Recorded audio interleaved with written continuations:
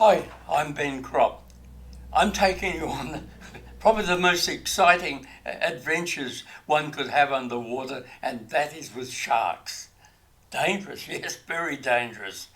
But I want to show you the shark as I know it.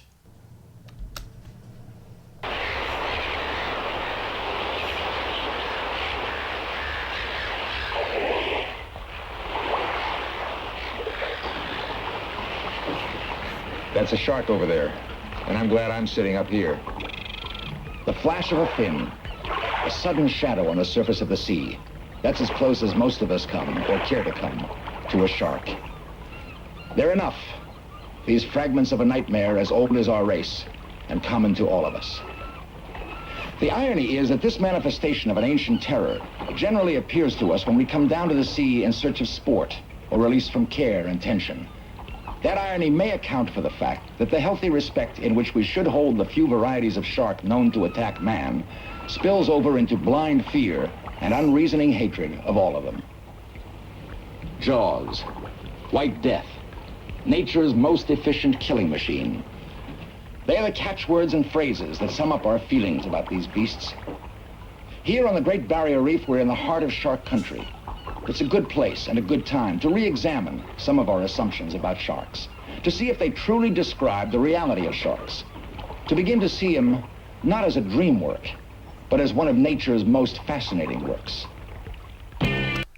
I'm sure that you recognise my friend there, Leonard Nimoy, better known as Spock with the pointed ears. It was great to have him come along and co-host this film with me.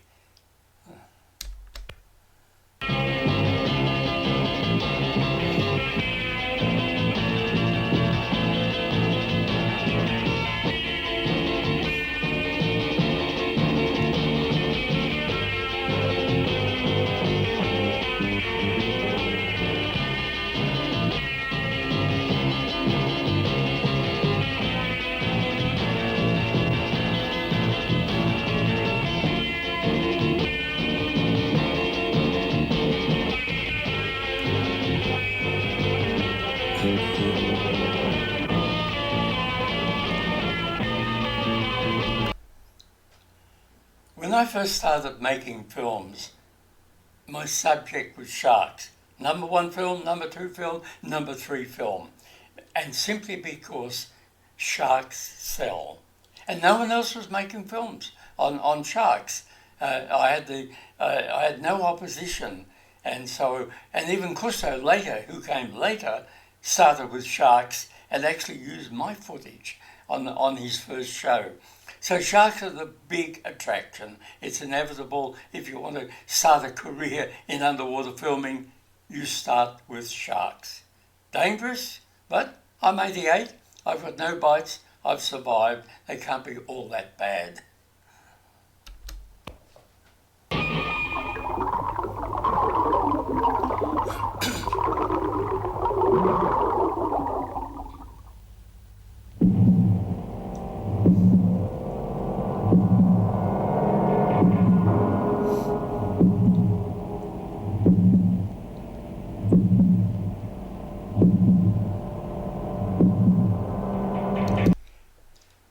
Something about sharks on the Great Barrier Reef, you see them, you see lots of them, but they usually don't come near you. They're inquisitive and they might look at you from 20 meters away or so forth, but they very rarely actually swim up to you. So if I want footage of sharks, I actually have to entice them by offering food. Spearing fish is great, that brings them in, or take down some food. And that's the only way I can get close up with sharks. Summer, a peaceful beach, the warmth of the sun. But no matter how serene its outward mood, there is no beach in the world today lacking an undercurrent of anxiety. We've all seen the movies, read the books. We know they're out there somewhere. It's a fact of nature. But not here. Surely not today. There's an early warning system. We should be safe enough. And yet, for all our precautions, it is suddenly among us. Its killer instinct wrapped in an amazing grace. It's sighted, and the alarm sounds.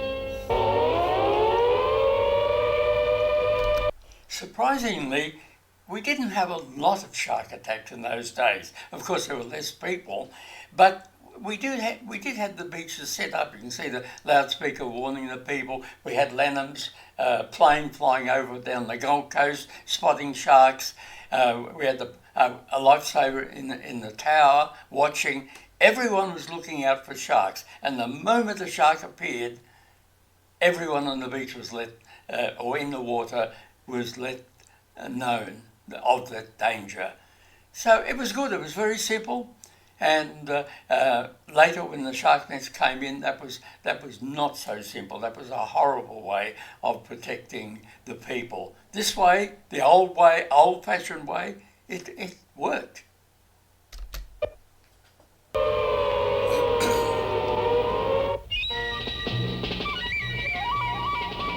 There is only one human response to sharks: panic.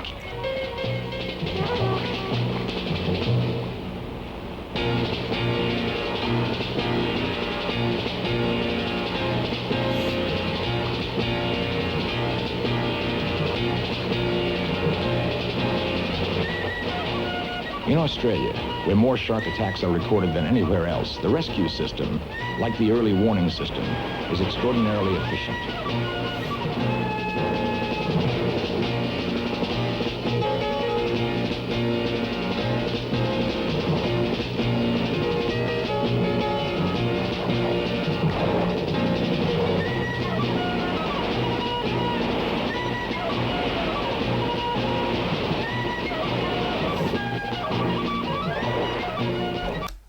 You know, there is no shark repellent that actually works.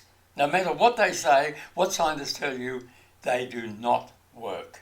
They might work the first time, and you'll feel good about it, but when the shark comes back, he's already conditioned to that noise or whatever the vibration is, and he might just eat you. But the simple ways we used, like splash in the water, thump, not splash, thump, thump, make a noise. Or if we had a speaker in our hands or a camera, we thrusted that at the shark. We tried to scare him. And it worked. I'm still here, 88, met thousands and thousands of sharks, and still here. Those simple methods. And any time did I ever carry a shark repellent, because I don't believe in them. I don't believe that they truly work. The boat got to him before the shark did. Our chances of being attacked by a shark are less than our chances of being struck by lightning.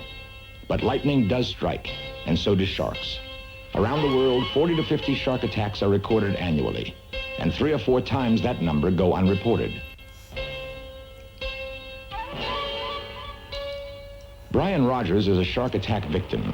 Swimming alone in temperate waters where most attacks occur, he was terribly wounded, but survived, as the majority do. You know, Brian had this attack at Ningaloo Reef down in South Australia. Not too long after another attack on a man called Fox. And both of them were great whites. Both of them survived because they were champion spearfishermen, strong. They were able to look after themselves and get to shore. But what a frightening experience. And they both carry really, really bad scars to the end of their days. Half hours when all of a sudden I thought my left leg nearly being torn from me. I swung around to see a 14-foot white pointer shark hanging onto it. It tore me right through here, and then it came up, and as I threw my arm out, and tore me through here.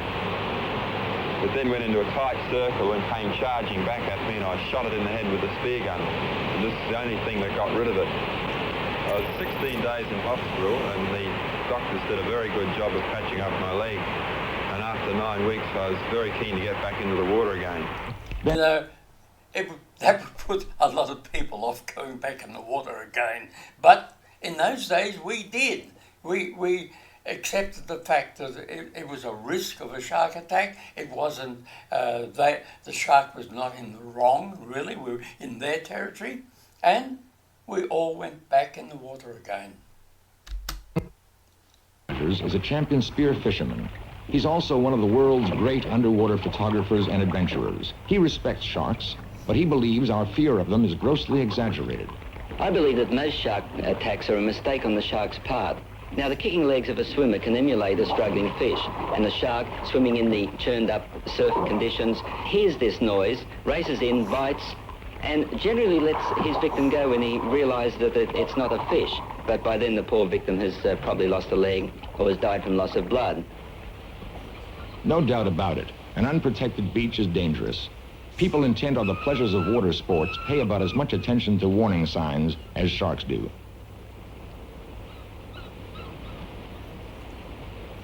These sharks were caught just off an unprotected, heavily populated beach. Most shark fatalities have happened on such beaches.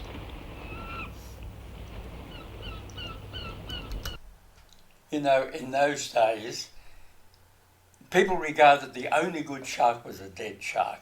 In fact, even my uncle said, if a shark wants to get at me, he'll have to come up through the bath plug.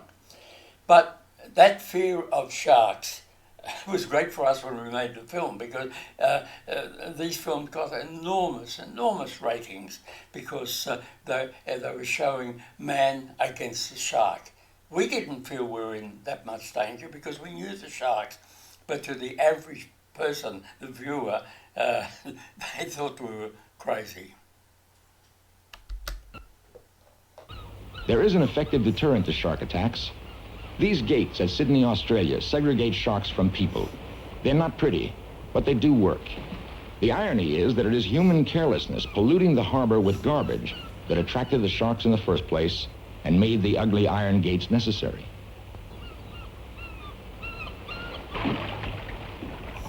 Off many Australian and South African beaches, netting has proved to be almost totally successful in discouraging shark attacks. It's very simple.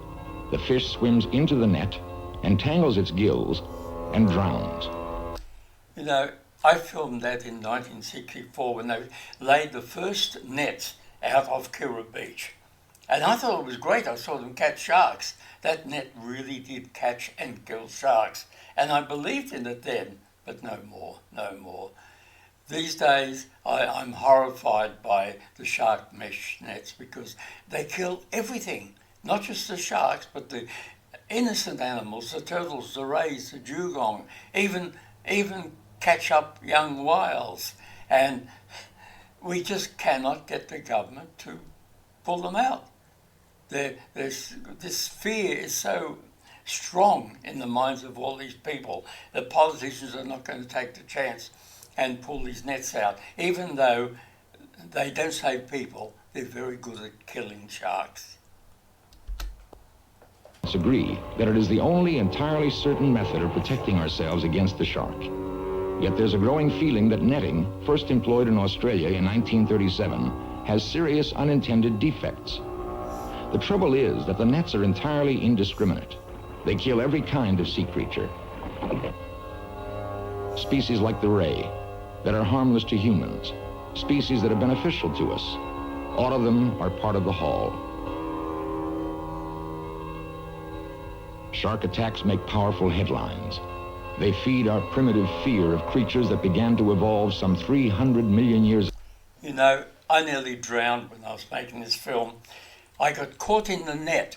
We pulled the net up and to look at the shark, and then when my friend in the boat dropped the net, I was actually tangled in it, and I went down underwater. And I could have easily drowned because I was just on snorkel. But luckily they were able to get the net back up in time for me to get some air. So the net nearly got the first human victim, which is wrong. Existed almost unchanged for 63 million years.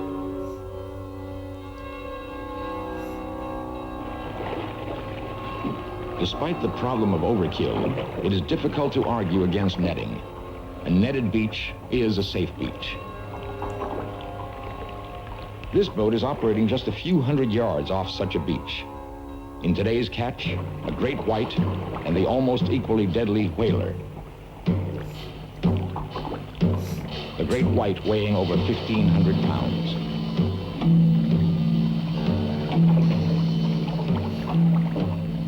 The dorsal fins are cut from the deadly species, the proof required to collect the bounty, and valuable in itself as the chief ingredient in a prized Asiatic delicacy, shark fin soup.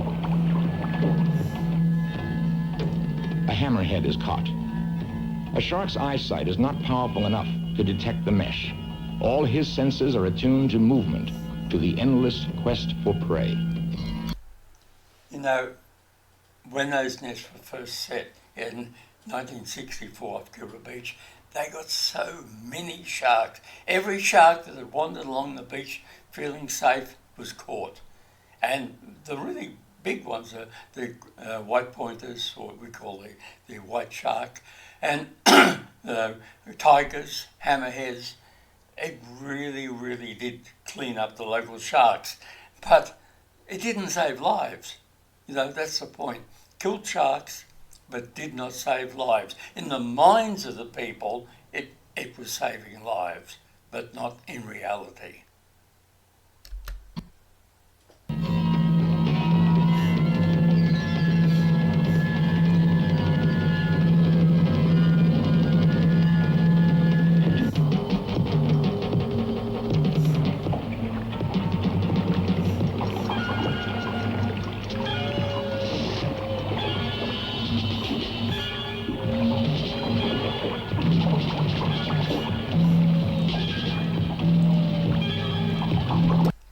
You know, the hammerhead, a lot of people call the hammerhead not a man-eater. Well, you talk to divers. Some of the worst experiences they've had with sharks has been this guy, this hammerhead. And they can be very, very aggressive, quite frightening.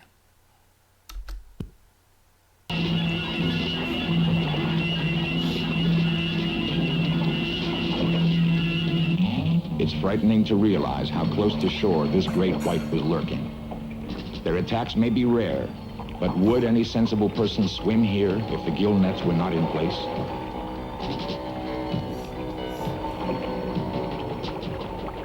A day's catch of white sharks off a single beach. Even close to death, the terrible jaws continued to work. It will die as it lived, ferociously. Someday we may come to agree with Ben Cropp that gill nets cost more, ecologically speaking, than they're worth. Meantime, the nets off Australia's Queensland beaches take 2,000 sharks annually, and the people who use them are very happy with that statistic. Did you notice that on the Gold Coast there was no skyscrapers then? A very, very different outlook for the Gold Coast in 1970.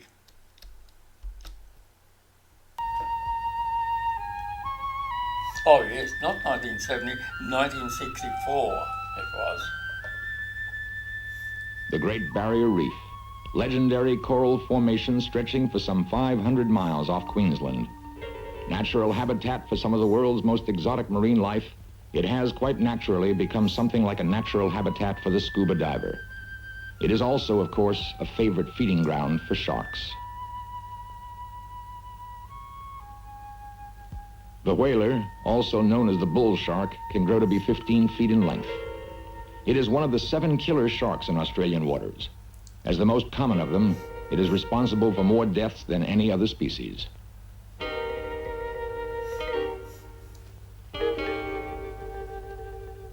Ben Cropp estimates that a professional diver working this area will encounter well over 100 sharks in a year.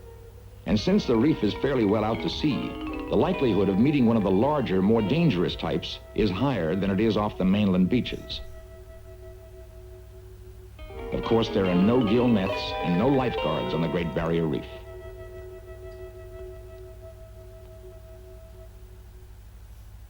Mostly, sharks will ignore a quiet, smoothly swimming diver. If, however, you add fishing to diving, the chances of attracting sharks greatly increase. They are remarkably sensitive to the smell of blood, They can detect 1 part of blood in 10 million parts of water. More important, the erratic flutterings of a speared fish generate vibrations in the water which attract the shark's always hungry interest. That's why the smooth swimmer is safer around them than the awkward one.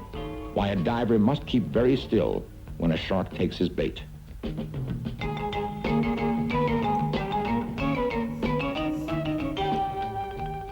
Discretion, common sense, call it what you will, may be the best weapon against a shark.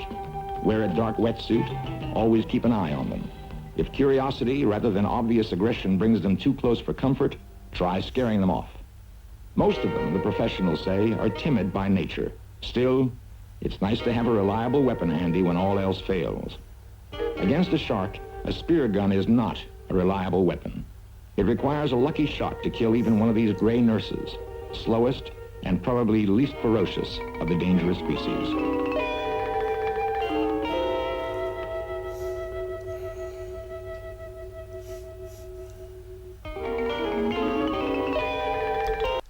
You know, when we were making this film, it was hard to get the sharks close to us. We had to get the sharks right up to us, and the only way was to feed them fish. And sometimes we just put fish carcasses down on the bottom, and when they started eating them, we'd get in close. Other times we would spear a fish, and the wriggling of that fish would send out vibrations that the sharks would come in and eat it. And so that was the way that we got close-ups. We had to give them food.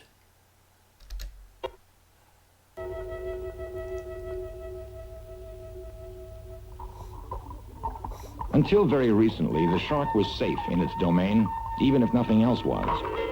It was only when large numbers of men and women entered that realm, thanks to the perfection of scuba gear after World War II, that a demand for a reliable anti-shark weapon arose. Ben Cropp helped devise the simplest and most efficient of them. He intended it as a purely defensive weapon, but it was quickly converted into an offensive one.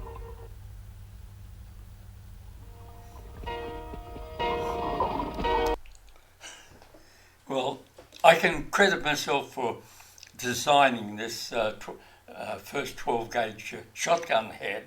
It was very effective, very primitive, the first one we made, and then later we used inertia to make a firing pin hit the cartridge and explode into the shark.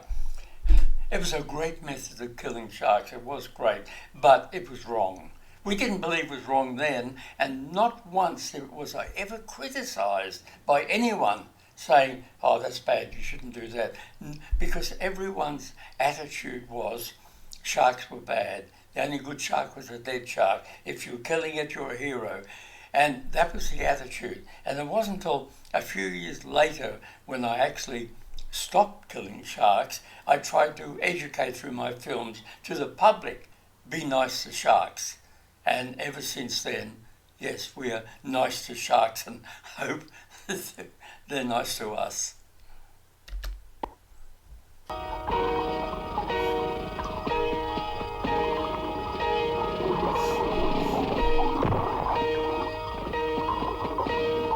This is the weapon that changed the balance of power beneath the sea. It's simply a 12-gauge shotgun shell mounted on the end of an 8-foot hand spear and equipped with a firing pin that detonates the... Actually, what he's screwing on was the next invention, and that was using a 303 head, not a shotgun head. And it was far more effective than the shotgun head. It was easier to waterproof. In fact, being Army issue, it was very waterproof because they wanted the soldiers to be able to wade across rivers and so forth and not ruin their ammo.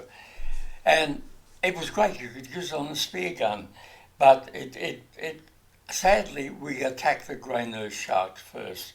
You see, the grey-nosed shark had a bad reputation, real bad. It wasn't a bad shark, it just had a bad reputation by mistake. And it was classed as a man-eater when it really, really wasn't. The fish.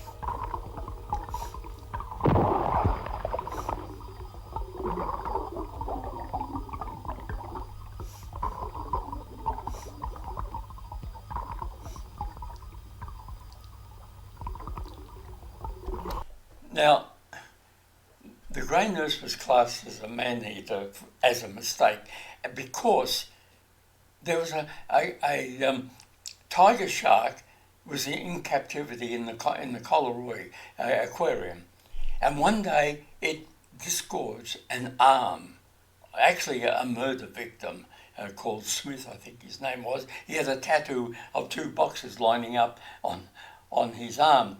Anyway, it made headlines, the shark disgorging the part of a murder victim. But that shark died and it was replaced by a grey nurse. And so when people came along, they were not seeing the big bad tiger shark, they were seeing a grey nurse shark. And that poor grey nurse got blamed for eating the murder victim.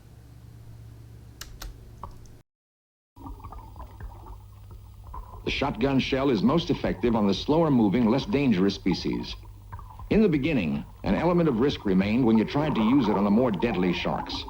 Inevitably, however, and almost immediately, the new weapon was improved, and a diver armed with the next generation of undersea guns had almost nothing left to fear as he stalked his prey.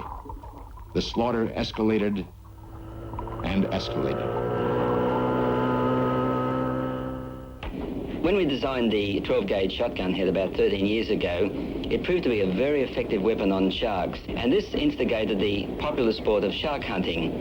Now, in 1962, when we killed 12 sharks in one morning, and I made a TV special out of it, no one really cared about all the sharks that were killed. In fact, few would today because, well, sharks are supposedly man-eaters.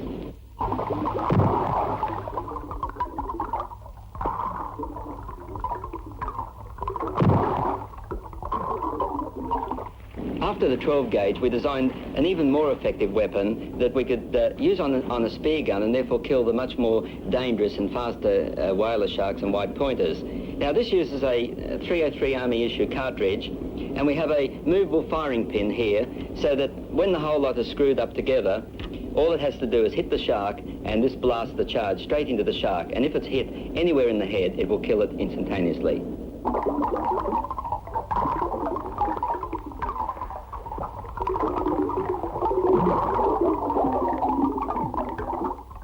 First, we have to find the sharks because, well, they're just not everywhere. But over the years, we've learned to know where the sharks really hang out. Usually this is on the corner of a reef, probably on a deep drop-off. And the first thing we do when we anchor the boat is we go down and we spear fish, as many fish as we can, because the vibrations emitted by the struggling fish soon attract these sharks in, even though they may be several hundred yards away. The shark hunter's technique is almost childishly simple. His advantage over the shark, almost total. It's not really dangerous work. I think the only danger comes when we attract too many sharks and we can't keep track of them, and some may be tearing apart the fish that we've just speared, but it's the others that I worry about more, the ones that have missed out, and these are the ones that seem to sometimes make a run up at us, and we have to kick them off with our flipper or push them away with the spear gun.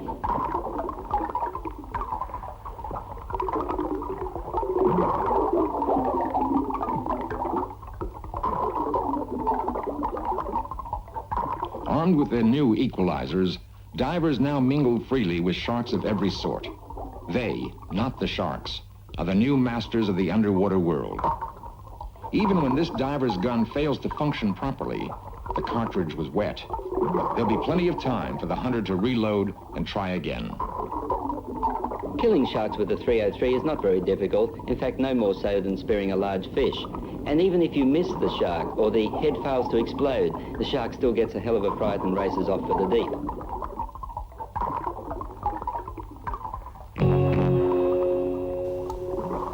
It's all too easy. Ben Cropp says the Great Reef has been turned into a slaughterhouse in the name of sport. You know, I don't regret being a shark hunter in those days because that was how we all thought. Only good shark was a dead shark. But this all happened in 1961. I started to become a famous shark hunter, and we made a film called Shark Hunters.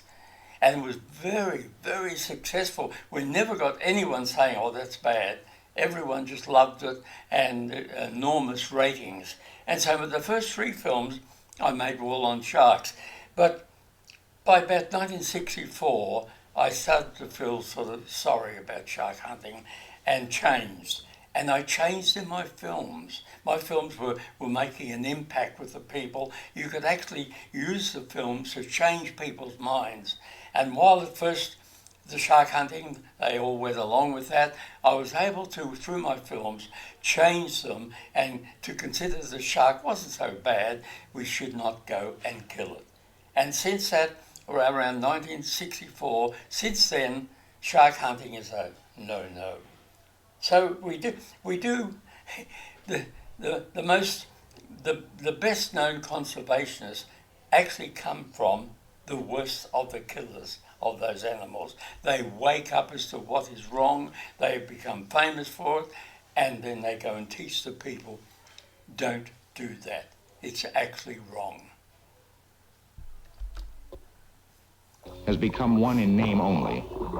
The shark hunters set no limits on themselves, and they kill as indiscriminately as the gill nets do, taking harmless as well as useful fish in their unrestrained killing.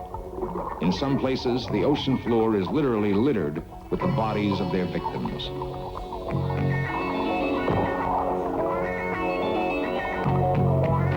Can you imagine doing that now? They'd want to throw you in jail. But in those days, it was perfectly accepted. No one complained.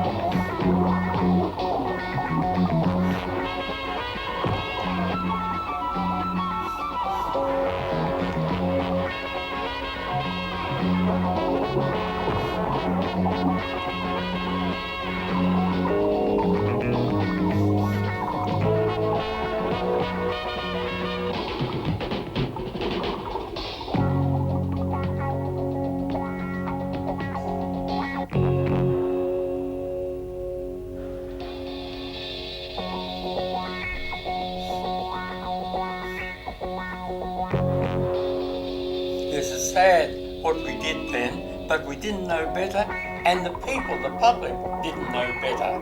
They thought sharks were bad, should be killed. But we've changed, all of us have changed now.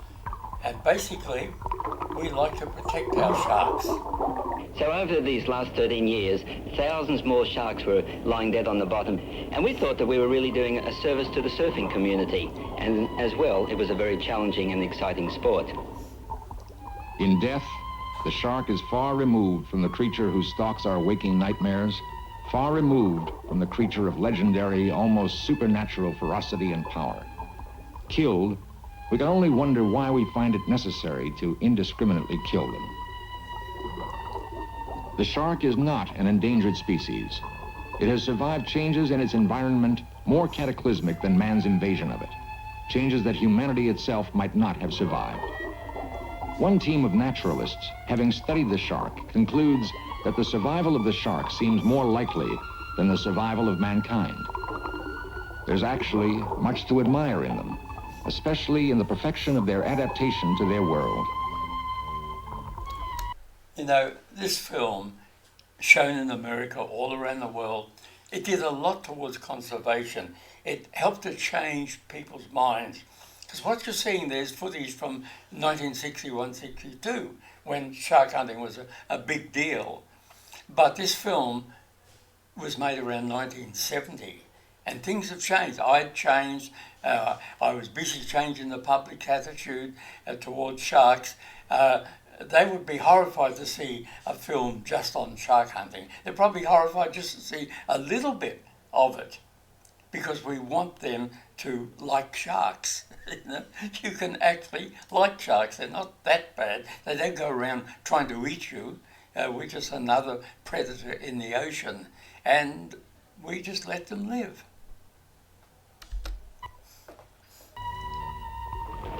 They're hardy enough to give birth even when they're dead. And their young are born feisty enough to sometimes bite the hand that tries to help them into life.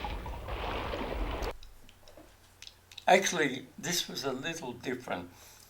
I speared this grey nurse shark to keep it alive, I speared it in the pectoral fin because I wanted to take that shark into Marineland aquarium to put on display. But when I did spear it, I found that it was actually pregnant and ready to give birth. But they both lived. The big one and the little one ended up in Marineland aquarium. Now I'm sorry for all this shark killing. In fact, I truly wish that we'd never designed the explosive head in the first place. Because I feel that, well, the shark is a beautiful, streamlined creature. He fits in well in the environment. He's not really interested in us. And I feel that, well, even this shark has a right to live. Ben Cropp finds irony in the fact that this cat-shark embryo may win its hard struggle to begin life, may prevail over its natural enemies, only to lose in the end to the shark's most dangerous predator, man.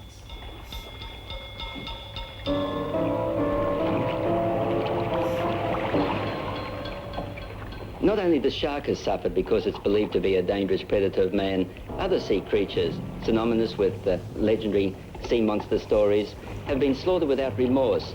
And these are the giant groper. Yes, in the early days, we speared giant groper.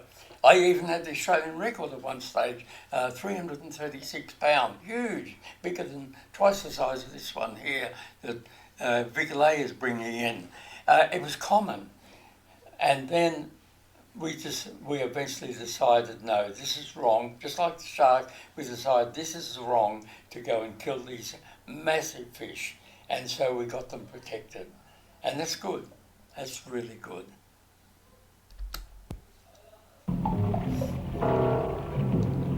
The manta ray.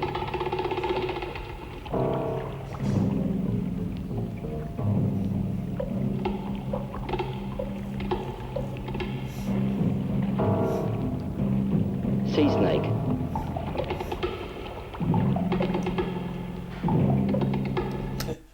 That snake there is called an ape. What is it called? I can't think of the name of it right now, but it is the largest of sea snakes. It grows to about 2 meters long. Australia stokesi is its name, and huge, massive.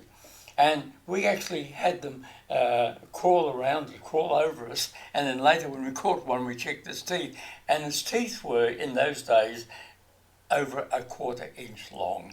And we were wearing 1/4 inch wetsuits. So they were mostly 3/16 wetsuits in those days. It could have easily sunk its teeth in through the wetsuit into our body.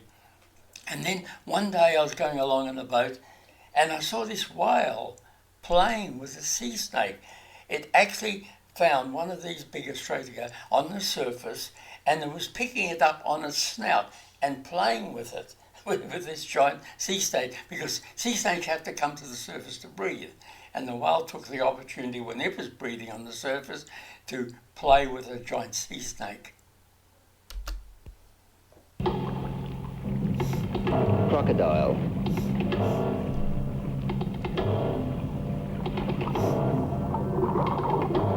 And even the killer whale.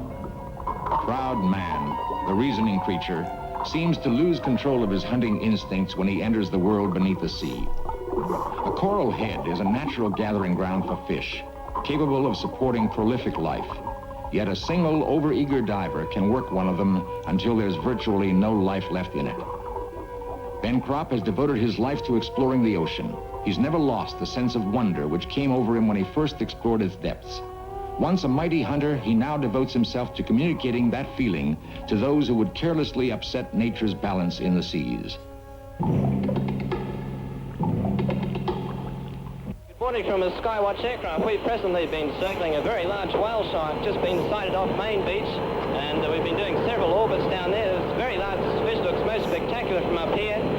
the rest of the coast seems to be quite free of marine life, but this large fish is right off main beach, around about 200 yards out, swimming northbound, and it's accompanied by around about half a dozen smaller sharks, we think they are. We're having a look at them now, and it looks really great from up here. The water's crystal clear, and we'll keep you advised as to its movements later on the day. We believe Ben Cropp is up with a whiskey wreck earlier, and he'll be on his way down to have an attempt at riding this whale shark. And this has been Royce Lanham with the 4GG Skywatch for Lanham's Joy Flight. This was truly amazing to get involved in all this. We heard about this whale shark was off Surfers Paradise Beach, but the Shark Patrol plane also heard about it. So we rendezvoused. The Shark Patrol plane, Lanham's plane, was above us as we circled and dived on the shark. And everything was captured. The news cameraman on the plane, me down here capturing it. It was an amazing TV event just off Surfers Paradise. Ben Cropp, his wife Eva, and their friends out hunting sharks for an aquarium. The chance to study up close the largest of shark species and one of the least accessible is too good to pass up. Cued by the Skywatch's report, they change course and set off in pursuit of the whale shark. Not to be confused with the whaler, a killer, the whale shark has long been known as one of the ocean's gentlest creatures. Lately, though, there have been many reports of them attacking fishing boats that encroached on their feeding territory.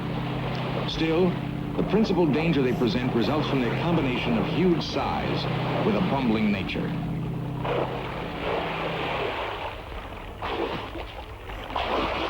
And not so many skyscrapers there, not like today.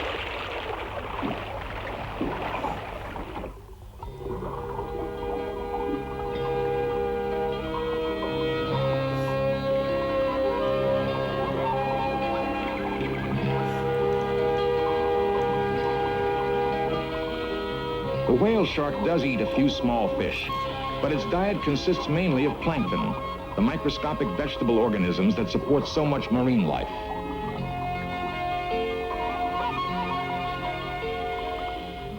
He's a true giant, some 50 feet in length, longer than a Greyhound bus, and weighing more than 20,000 pounds. The divers are eager to attempt the feat they've only read about, riding the huge, slow-swimming, usually good-natured creature. I think my greatest fear there was being in front of it when it was feeding and opening its mouth, because its jaws was nearly about 1.5 meters wide, and I didn't want to go down in that. When man and woman enter the picture, we begin to get a good idea of the scale of the shark they're dealing with, and to gain a sense that, good-natured or not, fooling around. Well, this photo here that you can see now of George Meyer swimming with the whale shark, 1964 it was at Bermuda Island. That was front page headlines around the world, believe me. Even though I remember the Sydney Sun ran the first 3 pages just on whale shark photos. The London Sun had the whole front page. It was one of these big newspapers, and right down the bottom it said, Prime Minister Wilson says so-and-so, see page 2. We took the Prime Minister off the front page.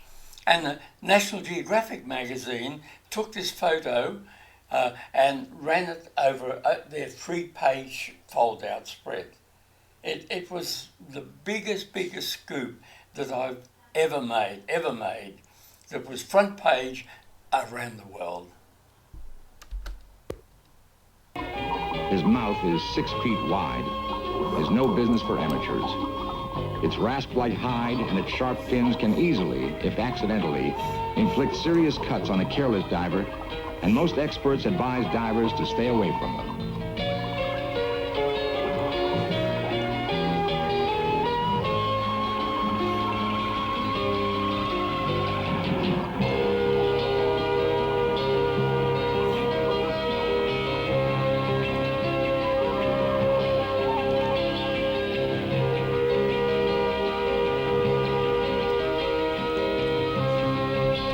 Can you imagine all this is happening about half a mile off Surfers Paradise Beach?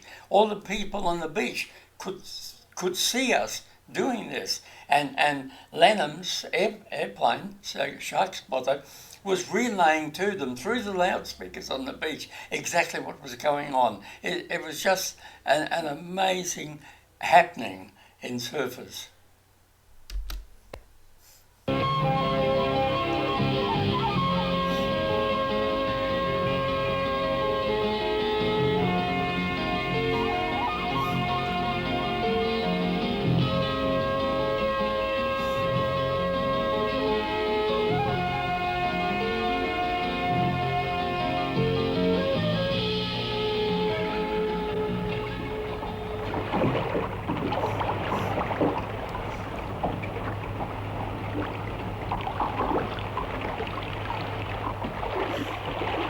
Their encounter with the whale shark is the purest pleasure for Ben Cropp and his party.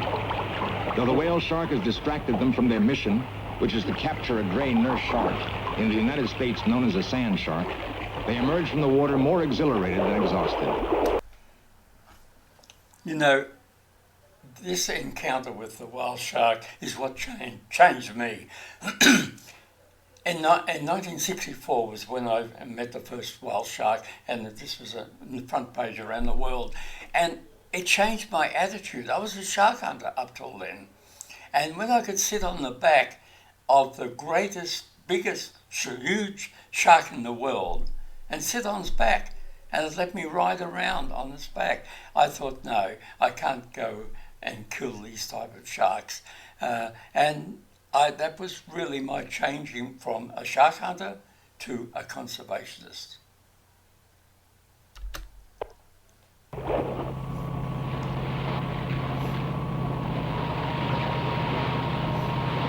Their destination is farther out on the reef, where they know the gray nurses congregate. At the outer reaches of the reef, humans have had less impact on the natural order of things underwater.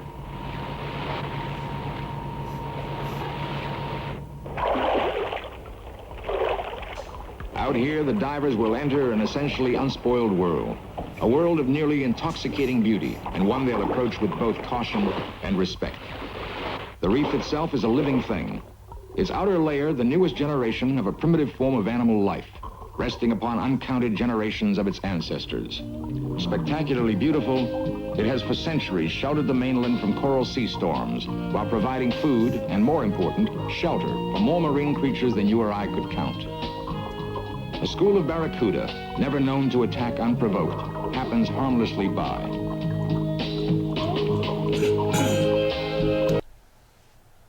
Now you're watching footage that I shot back in around 1968, something like that, and the reef is stunning. It's beautiful, but I've been back to these same places, and the reef is stunning. It's still beautiful. Not dying as some scientists are making out. It's in good health because it's a long way offshore. That's the saving grace. A long way offshore, away from any pollution. And I'm looking at this footage thinking, well, it was good then and still good today.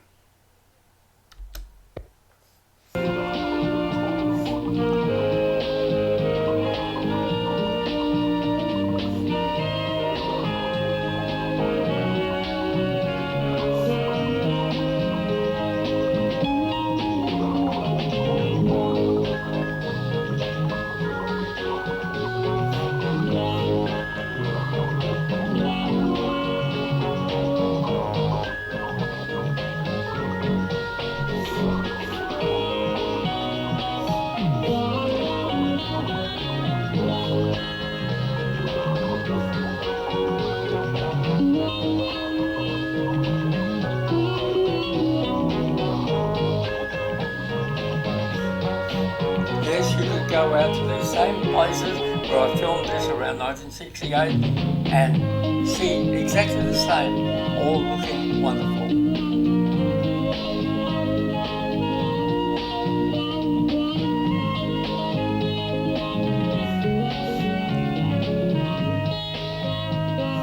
A nudibranch, more commonly known as a Spanish dancer, does its pretty thing.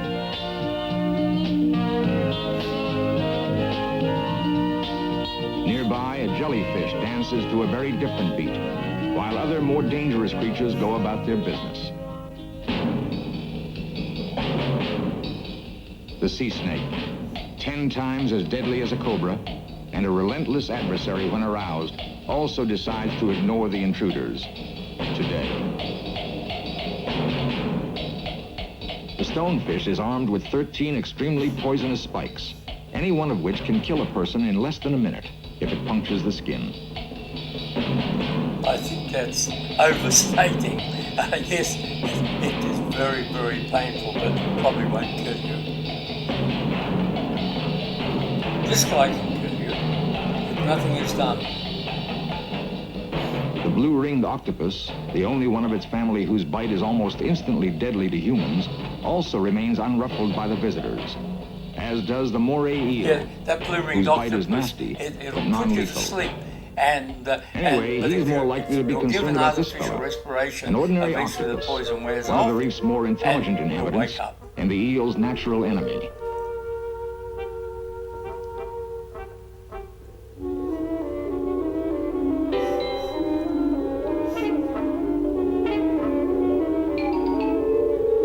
The shovel-nosed shark, also known as the guitar fish, is one of the reef's more exotic-looking creatures and a member of the ray family. So far, however, no gray nurse sharks have been spotted by the divers.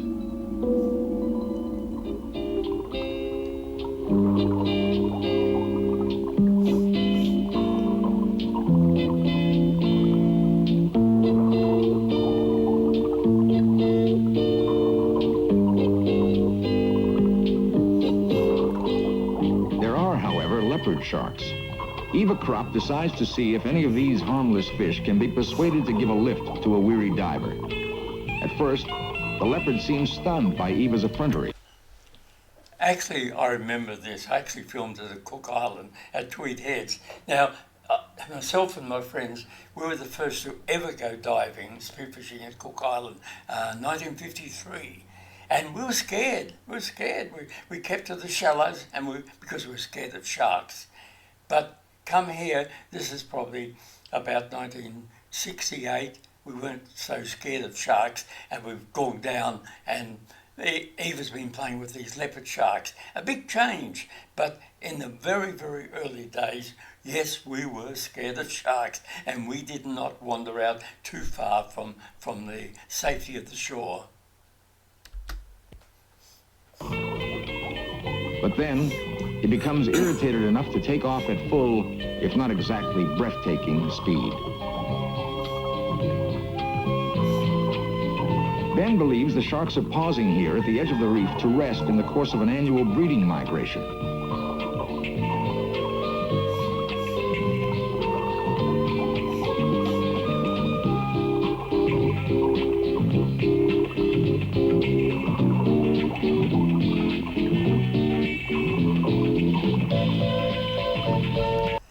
These sharks are basically harmless, these leopard sharks.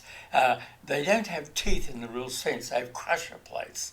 Now, at Kira, there were quite a few of them, and one diver said to me, can I go and ride on the sharks? And I said, yeah, they won't hurt you. So anyway, he did what we're doing here, but he was very inexperienced, and he rode on the shark, and it turned around and bit him on the backside, and he had the biggest of bruises.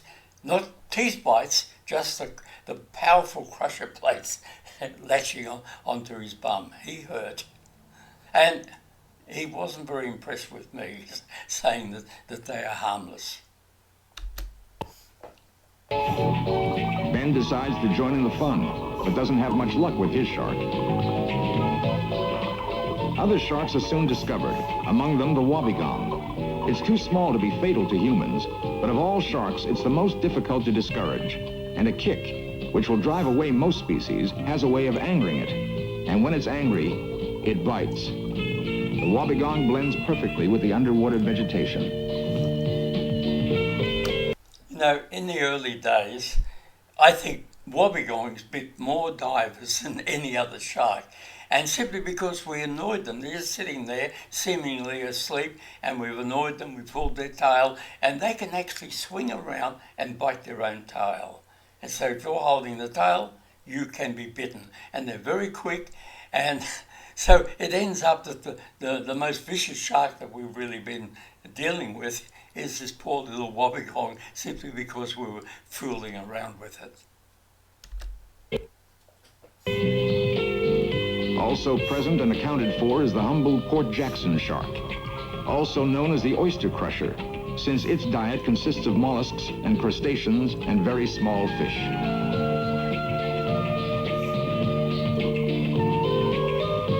The divers also find a sawfish, distant and harmless cousin of the shark family, and the guitarfish returns for another look at these strange intruders. But still, the gray nurse remains elusive, and as the day draws to a close, Ben decides to hitch another ride, this time with the bewildered, partial cooperation of a passing loggerhead turtle. Of course, we're not allowed to do these things anymore. We're not allowed to annoy the animal, grab it right on its back, any of those things. And I guess that's good. That's good. I don't think the turtle is enjoying us. Sitting on the back of a whale shark, that's fine because we're just like an annoying ant that you would brush off. But these days things have changed, you know. It's being nice to all these creatures, and that's good.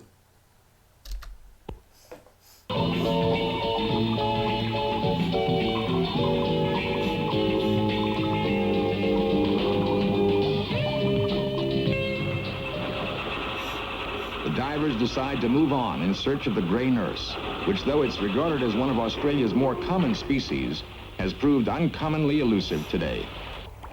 If there is such a thing as an unexotic shark, the gray nurse or sand shark is it. Fishermen always seem to be catching them without wanting to. Yet even this fairly ordinary creature presents all sorts of riddles. That's why Ben Cropp is so persistent in his pursuit. In the United States, for instance, they're not believed to indulge in unprovoked attack on man. Yet in Australia and South Africa, there are well-documented cases of them doing precisely that. Why, Ben wonders, this inconsistency? Then, too, they're one of the few shark breeds that travel in schools which cooperate as a group to round up other fish to feed upon. Finally, as Ben and his friend David Krassoff don their wetsuits, they may be wondering about another unique characteristic of the gray nurse. Unlike fish, which are equipped with air bladders, sharks must move constantly, or they'll sink to the bottom and drown. Ben has discovered that the gray nurse, to the contrary, has a unique ability to hover motionless in the water without loss of buoyancy. Somehow, it has learned to generate gases within its body to adjust flotation, a phenomenon which can be studied more accurately in an aquarium than in the open sea. Today, the divers are as lucky as they were unlucky yesterday. Almost immediately, a gray nurse swims into range.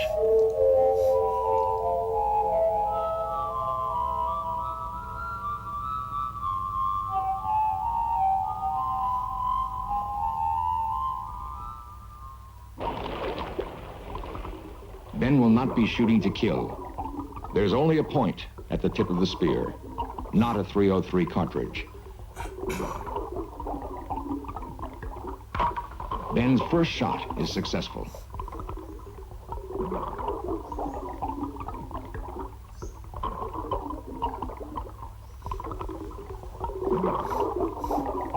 The fish is a powerful swimmer, and Ben has to fight to the surface for air.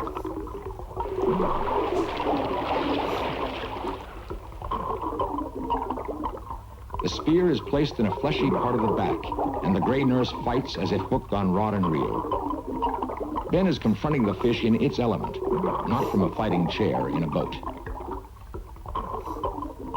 Ben is pulled under. If the shark does not tire before Ben does, he will lose this most elusive gray nurse shark. The nurse is hurried to the tank at the aquarium.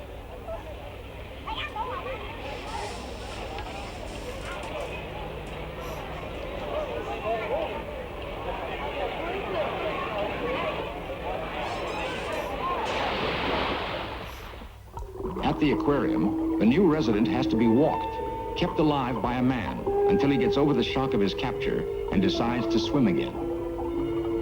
In well-fed captivity, sharks peacefully coexist with species that would be their prey in the open sea. As a rule, sharks, wide-ranging creatures, don't take well to a captive's life. Their behavior in a tank is quite different from their behavior in the wild. Scientists have learned much about their physiology by studying them in the tank, but little about what they're likely to do or why when they're free. That was the easiest way for us to catch sharks and giant grouper as well. Spear it in the soft part where it wasn't too damaging, get it into the boat, back ashore and to marine land on the Gold Coast. But later we devised better ways, more humane ways of catching them with special nooses, and they work better.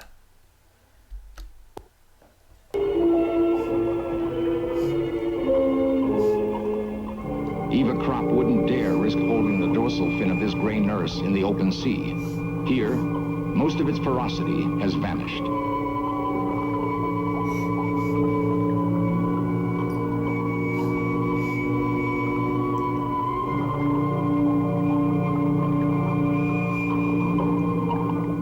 As for the gray nurse the Cropps have just brought in, it refuses to eat, and may continue to do so for days or even weeks before adjusting to its new lifestyle.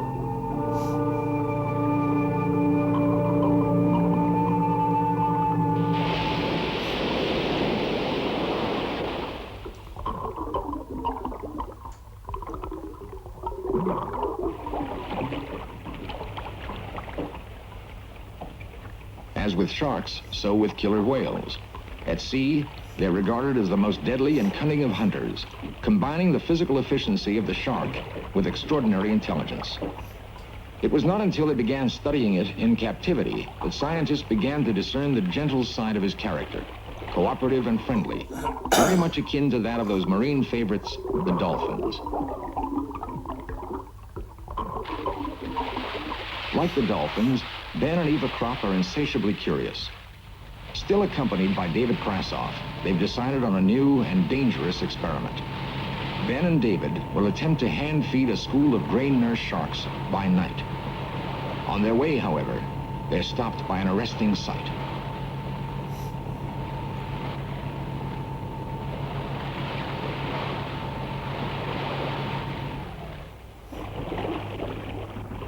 To the novice, the wings of a giant manta ray often appear to be the dorsal fins of a pair of sharks swimming together. To Eva, however, they're an invitation to a favorite recreation. Despite their huge size, mantas are gentle, even playful plankton eaters, and wonderful partners for an underwater ballet that will at times take the free-diving Eva 40 feet beneath the surface. This is so wonderful to sit on the back of a manta ray and glide along.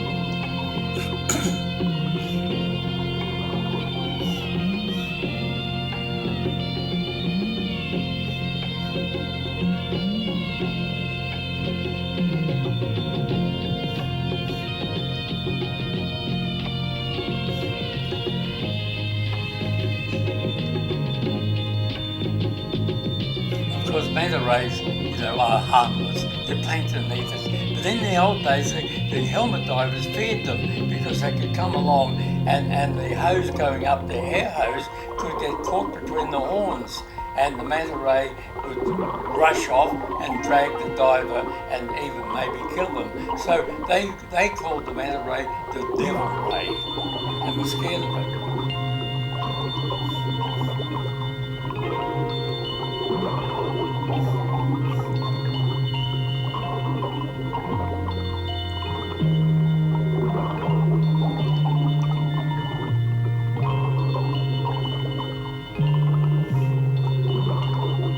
Nothing has changed. If you go back there, Lady Musgrave and that group there, Capricorn group, the ballet ends you'll all see too soon. lots and lots of these manta rays. As the sun sets, Ben Cropp finds a safe anchorage, and everyone's thoughts turn to the unknown which lies just ahead. And the larger fish here. I'll get some of these. They might attract some of the sharks in there. Yeah. Let's have something around.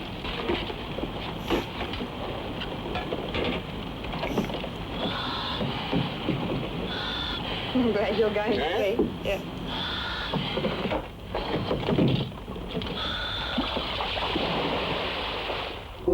This is no idle experiment. Ben and David know the gray nurses feed most actively at night, and they're eager to study them when their appetites are most keenly on edge. Ben knows this is a place the sharks congregate. He's confident they'll soon appear among the crowd he's attracted by chumming the water before entering it.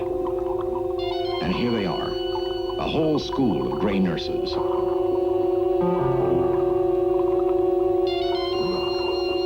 This was a calculated risk that we were taking, and in a way a bit stupid. A wobbegong also turns up. It will stay with the divers all the time they're down, literally nipping at their ankles, dangerously distracting them. The speared fish attracts the shark's attention.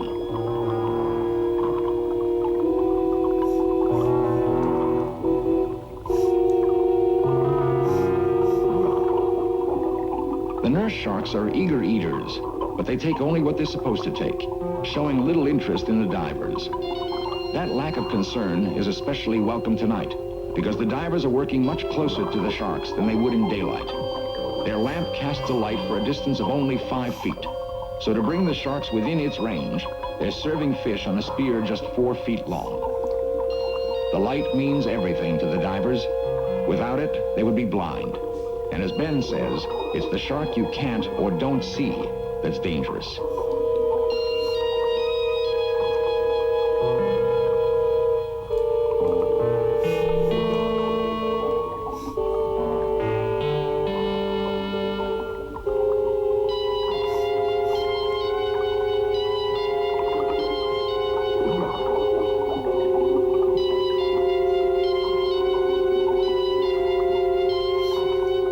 The divers are beginning to run low on fish. It's time to return to the boat for more. Later, Ben will recall wondering if it was wise to repeat the experiment to press their luck. What worried him was the possibility of touching off a feeding frenzy. Hey, that's the big amateur. Yeah, spooky. Quite a few sharks. You better stick a bit closer. Yeah, they're feeding. Pass it to David. Oh, I'm glad you're down there. Thank you. Hey, David, I reckon the worst is when you're coming up. You know, when you can't see them anymore. Okay. You got it? Yeah.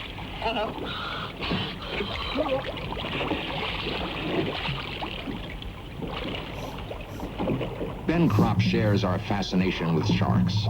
He does not, as a rule, share our fear of them. This dive, like so many others he's made, has been designed not only to gather fresh information about them, but to demonstrate that by exercising proper precautions, man and shark can confront one another comfortably, that their meetings need not inevitably end in bloodshed.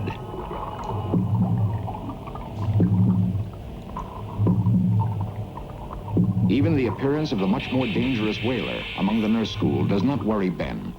The only thing that worries him is the unforeseen, the accident that will startle man or fish into doing something rash. Suddenly it happens. The light blows. And doing something stupid like this is when you world really collapses. get into danger. In total darkness, their response is something close to total panic. Fighting their way to the surface, they'll feel the sharks nudging at their flailing legs. Who turned out the light? Oh, the lamp blew. Oh, jeez. That blew me up too. It did give us a fight, it really did. Taught us a lesson. Don't rely on just one light, and maybe not even do the filming anyway. Down there, I'm up here. Ben Cropp has proved his point. Respect for sharks should not inevitably be colored by fear. And often we can survive our encounters with them and learn from them, even when we have every right to be frightened. You know, this was a learning curve for us. For me, and hopefully for you watching it along with me today, because in the 60s, we killed sharks. In the 70s, we did not kill sharks. We tried to be nice to them. And that has continued all the way through. And our attitude and the people's attitude has changed along with us. I feel that we had a lot to do through these films of changing people's attitudes from killing sharks, okay, to not killing sharks and being nice to them. And I'm so happy with this film. Very dramatic, showing the worst of the sharks and the worst of us doing things to them. But it has been for me a great learning curve. He is not just another creature of the sea. We've turned him into a symbol, a metaphor summoning up our darkest imaginings. It is not a role we are easily or quickly going to allow him to abandon. Yet, as we have seen, he has his place in the scheme of things, and therefore a right to live. It is time at last to banish him from the realm of nightmare and to confront him as he really is, a creature both more complex and less frightful than we've imagined him to be. Well, I hope you enjoyed that. I enjoyed reliving it all because it was so long ago, 50, 60 years ago, and it was great to see all that footage and what we were doing, silly enough, back in those days. But anyway, that's the sharks, the number one attraction for anyone, and next time, I hope you're enjoying that, but next time I'll take you to other creatures of the underwater world. Thank you.